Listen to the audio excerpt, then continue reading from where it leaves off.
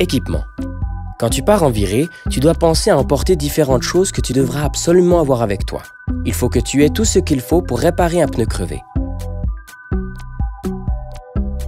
Ce que tu dois mettre dans ton sac à dos. De l'eau. C'est très important de boire régulièrement, sinon tu ne vas pas tenir longtemps. Une trousse de secours pour pouvoir te soigner après une chute. Du matériel de réparation pour rendre étanche la chambre à air d'un pneu crevé. Une pompe. Tu en auras besoin lorsque ta chambre à air sera de nouveau étanche ou lorsque tes pneus seront un peu à plat. Une chambre à air. Lorsque tu n'as pas le temps de faire une réparation ou qu'il n'est plus possible de réparer l'ancienne chambre à air. Des mini-outils. Ils te permettront d'effectuer des réglages sur ton vélo et de faire des petites réparations. Un portable. C'est important de pouvoir appeler quelqu'un si tu rencontres un problème. Contrôle du vélo. Avant de partir sur un circuit, il faut contrôler que ton vélo est en bon état. Si quelque chose n'est pas en ordre, cela peut être dangereux et tu risques de ne pas t'amuser du tout sur ton vélo. Un petit contrôle te permettra de l'éviter. Contrôle de la pression des pneus. Le risque de crevaison est plus important lorsque la pression des pneus est insuffisante. Le mieux est de pomper pour arriver à une pression située entre 2,5 et 3,5 bars. La bonne pression est inscrite sur le côté du pneu. Réglage des freins. Avant de te lancer dans ta première manœuvre de freinage, il te faut régler tes leviers de frein de manière optimale. Tu peux détendre leur fixation avec une clé hexagonale avant de les placer dans la bonne position.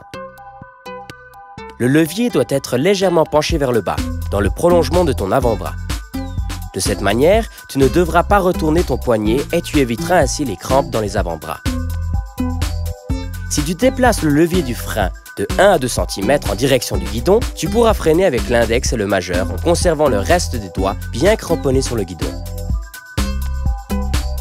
Hauteur de la selle. Si tu pars pour faire un circuit normal, ce sera plus facile de rouler avec une selle parfaitement réglée.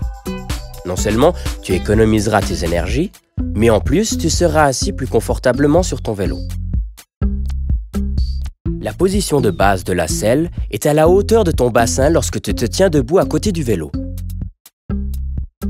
Une fois que tu as effectué ce réglage, tu peux t'asseoir sur la selle et tu devras pouvoir garder ton pied sur la pédale même quand elle est tout en bas.